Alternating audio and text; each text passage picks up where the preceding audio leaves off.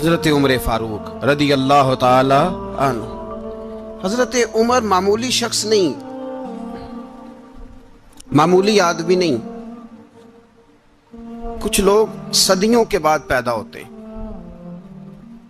اور کچھ لوگ ایسے ہوتے ہیں جو ایک ہی بار پیدا ہوتے ہیں، ان جیسا دوسرا پیدا ہوتا ہی نہیں، دوسرا ان طرح کا پیدا ہوتا ہی.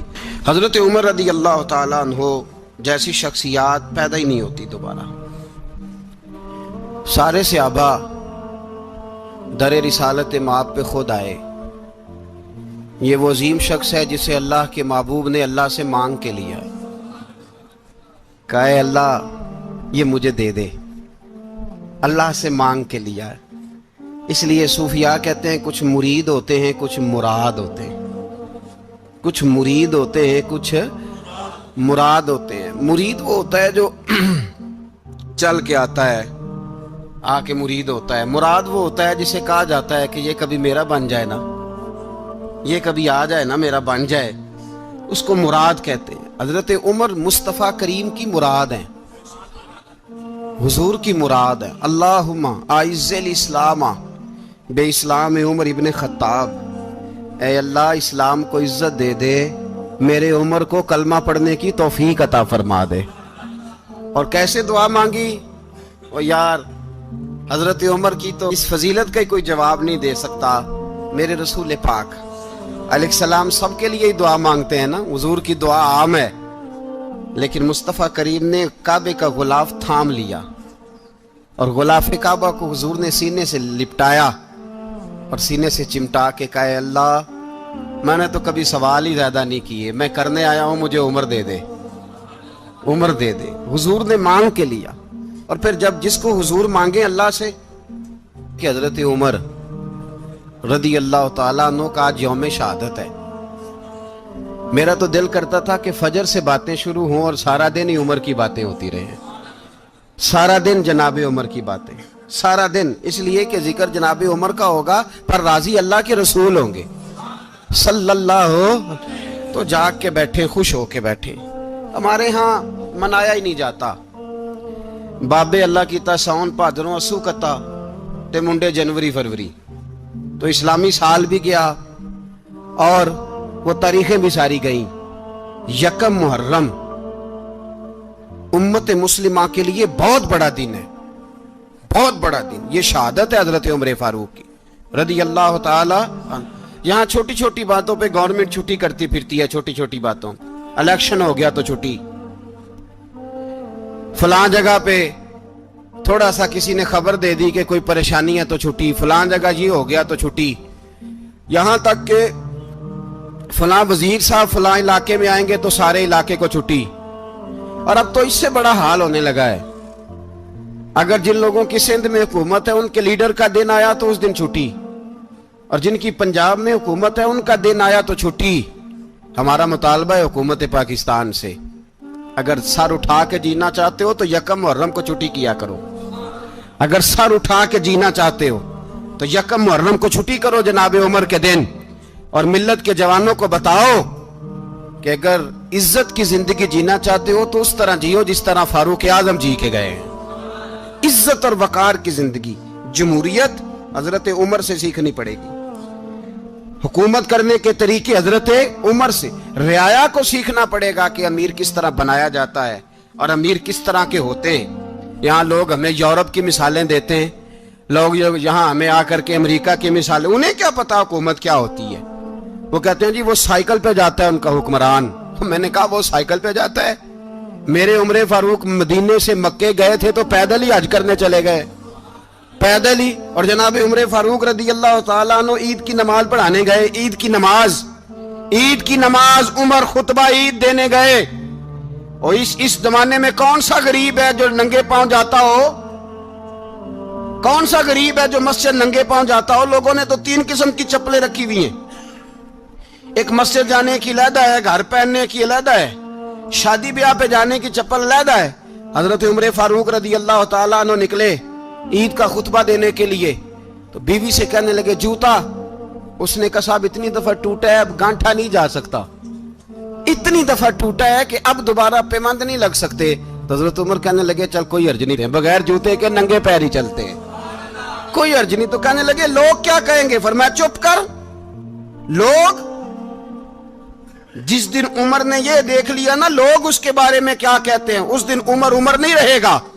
تو کہا پھر آپ کا نظریہ کیا ہے؟ فرمایا میرا نظریہ یہ ہے کہ رب رسول میرے بارے میں کیا کہتے ہیں، لوگوں کا کیا ہے؟ لوگ کل کسی کے بارے میں کچھ کہتے ہیں اور پرسوں کچھ کہتے ہیں، میرا نظریہ یہ ہے کہ رب رسول میرے بارے میں ننگے پیر عمر جا رہے ہیں۔ کون جی؟ میں بڑا ماڑا۔ اچھا جناب، کیا غربت ہے؟ 10 قسم کے جوڑے لٹکے ہوئے ہیں کمرے میں اور پہننے کی فرصت نہیں، سویرے کیا پہننا ہے، شام کیا پہننا ہے، 15 سوٹ کٹھے استری ہو کے لانڈری والا بھیج رہا ہے، اور تو غریب ہے، تو بہت بڑا غریب ہے۔ اس لیے کہ غربت پیسوں کی وجہ سے نہیں ہوتی، غربت تو دل کی ہوتی ہے۔ تو واقعی بڑا غریب ہے اور تو غریب ہی رہے گا۔ امیر تو عمر فاروق تھے جو ننگے پاؤں چلے گئے عید کی نماز پڑھانے، تو رستے میں جو ملا کہنے لگا عمر جوتا تو پہن لو۔ فرمایا تمہیں عمر کا جوتا نہ پہننے کا نقص تو نظر آیا ہے، کوئی حرج نہیں، اگر عمر کو کبھی بتانا ہوا تو وہ والا نقص بتانا جو عمر کی سیرت میں پیدا ہو، کردار میں پیدا ہو، وہ والا نقص بتانا، یہ چھوڑو جوتے آتے جاتے رہتے۔ ننگے پاؤں گئے، پاؤں دھوئے، نماز پڑھائی، لوٹ آئے۔ او بھائی یہاں تو ہمارا بناؤ سنگار اترنا، جتنی توجہ کپڑوں کی طرف ہے اتنی توجہ کبھی ہماری علم کی طرف ہوتی نا، جتنا ذوق شوق ہمارا بناؤ سنگار کی جانب ہے، اتنا بناؤ سنگار کبھی ہمارا اخلاقیات کی جانب ہوتا تو معاملات بڑی حد تک سنورے ہوئے ہوتے۔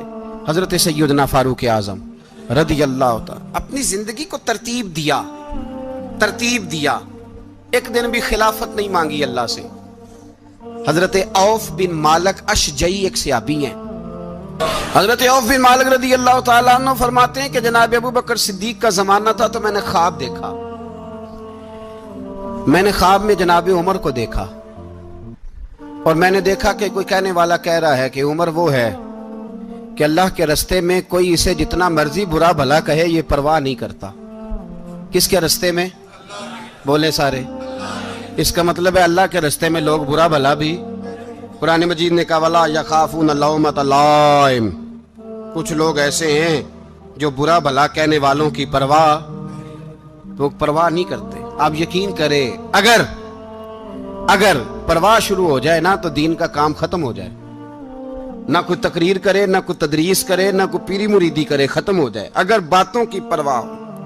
لیکن وہ پرواہ، حضرت عوف بن مالک اشجعی کہتے ہیں میں نے خواب میں دیکھا کہ عمر وہ ہے جو کسی کی پرواہ، اور دوسری بات میں نے یہ دیکھی کہ عمر خلیفہ بنے گا، اور تیسری بات میں نے خواب میں یہ دیکھی کہ عمر شہید بھی کیا جائے گا، عمر شہید بھی ہوگا۔ یہ میں نے 3 باتیں خواب میں دیکھی۔ فرماتے ہیں میں نے آ کے خواب حضرت ابو بکر صدیق کو سنائی، وہ خلیفہ تھے۔ وہ کہنے لگے ٹھہر جا، میں عمر کو بلاتا ہوں، اس کے سامنے دوبارہ سنانا، اس کے سامنے۔ فرماتے ہیں میں نے بلایا حضرت عمر فاروق کو، آ کے بیٹھے، خواب شروع ہوا۔ کہ ایک بات تو میں نے یہ دیکھی کہ آپ ملامت کرنے والے کی پرواہ نہیں کرتے، دوسرا آپ خلیفہ بنے گے۔ جناب عمر کہنے لگے چپ کر، ابو بکر کے سامنے ہی کہہ رہا ہے، چپ کر، خلیفہ کے سامنے ہی کہہ رہا ہے۔ تو حضرت ابو بکر صدیق کہنے لگے عمر اسے کہنے دو، مجھے لگتا ہے رب کی رضا یہی ہے کہ میرے بعد اگر مصطفیٰ کا منبر ملے تو عمر کو ہی ملے، اسے کہنے دو۔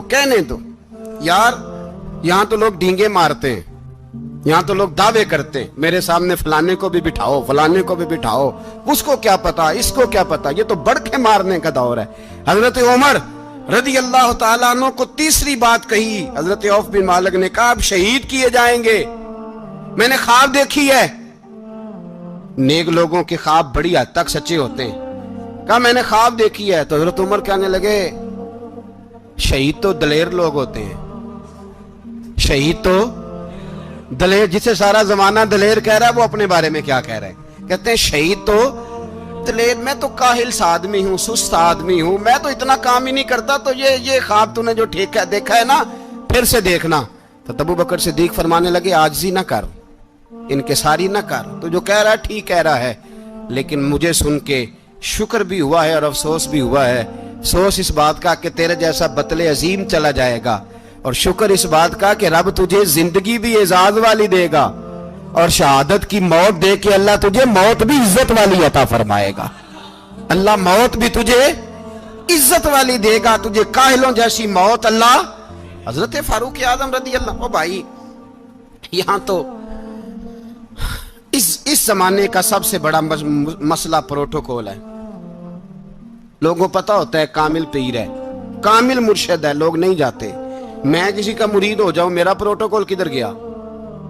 پتہ ہوتا ہے یہ کامل استاد ہے, میں اس کے پاس بیٹھوں گا تو میری تربیت کرے گا, لیکن لوگ شاگرد نہیں بنتے. میں کدھر گئی؟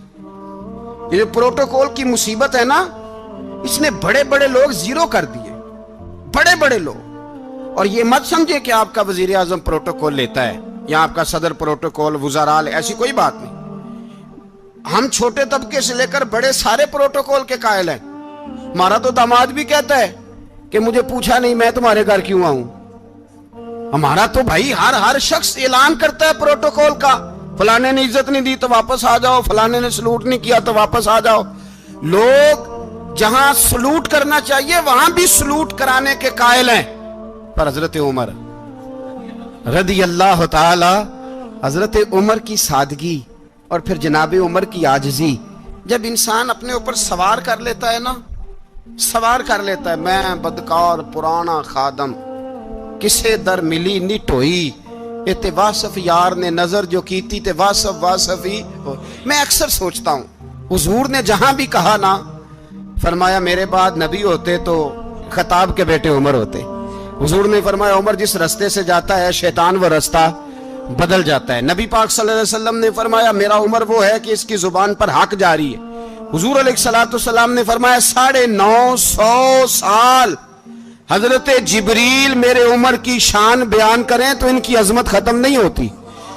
950 سال جبریل عظمت بیان کرے تو ختم نہیں ہوتی. یہ بات ہے حضرت عمر کی. اور فرمایا عمر ابو بکر کی نیکیوں میں سے ایک نیکی ہے, یہ شان ہے اب عمر فاروق رضی اللہ تعالیٰ عنہ کی. حضور نے فرمایا میرے بعد نبی ہوتے تو عمر ہوتے, جس گلی سے عمر آئے شیطان رستہ بدل جائے. میرے عمر فاروق کی شان 950 سال بیان ہو تو ختم نہ ہو. عمر کی زبان پر اللہ حق بیان کرتا ہے, جو عمر کہتا ہے وہی رب کر دیتا ہے. حضور ساری زندگی فضیلتیں بیان کرتے رہے, عمر جواب میں کیا کہتے ہیں؟ کوئی بتائے نا کہ یہ والی حدیثیں کبھی عمر نے بھی روایت کی ہوں کہ حضور نے میرے بارے میں یہ کہا ہے. یہ روایتیں وہ روایت نہیں کرتے. ان سے جب لوگ کہتے عمر تیری بڑی بات ہے تو عمر رو پڑتے, کہتے میں تو اونٹ چرانے والے باپ کا بیٹا ہوں, میں تو اونٹ چرانے والے باپ کا بیٹا, اونٹ چرا. اس سے آگے عمر گئے ہی نہیں ساری زندگی, اس سے آگے لفظ ہی نہیں ادا کی. اور میں تو بھائی اونٹ چرانے والا, میرا باپ تو اونٹ چرایا کرتا تھا, 10 اونٹ تھے, میری ڈیوٹی ہوتی تھی, سنبھالے نہیں جاتے تھے, ابا ڈنڈوں سے مارتا تھا. ساری زندگی عمر حج کرنے گئے, ایک خشک تنا کھجور کا عمر فاروق رضی اللہ تعالیٰ عنہ نے اس کو اپنے کلاوے میں لیا, رونے لگے. لوگوں نے کہا عمر کیا ہوا؟ فرمانے لگے یہاں میں اونٹ چرایا کرتا تھا, یہاں میں اونٹ چراتا تھا, 10 اونٹ سنبھالے نہیں جاتے تھے. دیکھو رسول اللہ کی شان, آج ساری امت چلانے کا طریقہ عطا فرما دیا ہے. ساری نظریے سے پیار. یار پیسہ کس کو برا لگتا ہے؟ آپ جس آدمی کی 50 کروڑ کی پراپرٹی ہے اس کو پوچھیں سب سے غریب, آپ کو وہی نظر آئے گا. وہ کہے گا میں ٹائٹ ہوں, حالات بڑے. میں کئی باری پوچھے انہوں نے, میں کہتا ترجمہ بھی 10 چھڑوں کی, ہمیں تو سمجھ نہیں آتی. اور ٹائٹ حالات کون سے ہوتے ہیں جی؟ جس آدمی کا کروڑوں میں کاروبار ہے نا, اس کو آپ چھیڑے وہ رونے لگ جائے گا, رونے. تو کئی میں نے ایسے دیکھے ہیں کرائے کا مکان ہے, ان سے پوچھے صاحب کیا حال ہے, تو کہتے ہیں جتنی اللہ نے شان والی زندگی ہمیں عطا کی ہے کسی کو نہیں دی ہوئی. اس کا مطلب ہے خوشی بھی یہی ہے اور غم بھی یہی ہے. اندر سے خوشی ہے, اندر سے ہی. تو نے اگر راضی رہنا ہے تو ادھر سے رہنا ہے, ناراض رہنا ہے تو بس اپنے آپ کو خوش رکھے گا تو ہو جائے گا. سارے صحابہ مل کے آئے, کہنے لگے عمر فاروق سے کہنا ہے نبی پاک کے زمانے میں تو ظاہراً غربت تھی, ابو بکر کے دور میں بھی غربت تھی, اب تو بڑا محال ہے. عمر سے سفارش کرو کہ عمر نیا کرتا پہنا کرے. ملکوں کے سفیر آتے, عمر وہی پھٹی پرانی چادر اوڑھ کے اور وہی کئی جگہ پہ پیوند لگے سوٹ پہن کے سفیروں کے سامنے بیٹھ جاتا ہے. عمر کو مشورہ دو, طے ہو گئی بات. सब ने जब मशवरा दे लिया तो सारे कहने लगे ये बताओ शेर की मूंछ को हाथ कौन लगाएगा, कहना किसने है, बंदा भी तो ढूंढो ना। मैं कहा जनाब मेरा ये ख्याल है कि मौला अली शेर खुदा कहेंगे, क्योंकि जिस शख्स की उम्र को सबसे ज्यादा हया करते देखा वो शेर खुदा मौला अली है, रदी अल्लाह ताला अली कहेंगे। इसलिए कि जनाब अली तो कई दफा जब गुफ्तगू करते थे तो हजरत उमर चुप कर जाते थे और फरमाते थे अली ना होता तो मैं हलाक हो जाता। तो कहा अली से कहो। जनाब अली शेर खुदा को बुलाया, किस काम के लिए जी? अल्लाह अकबर। ये जरा आपने इस दौर पे इस बात को जरा लाका जनाब उनसे कहें कि ज्यादा नहीं, एक कुर्ता नया पहन ले, सफीर आते हैं वजीर आते हैं तो एक कुर्ता नया पहन ले। हजरत अली को बुलाया, आप फरमाने लगे कोई और बात होती तो मैं कह देता, ये वाली मैं नहीं कह सकता, कोई और होती तो मैं उमर को कई दफा कह देता हूं, जलाल में भी तो सुन, ये वाली मैं नहीं कह सकता, मैं तुम्हें एक मशवरा देता हूं। कहा वो क्या?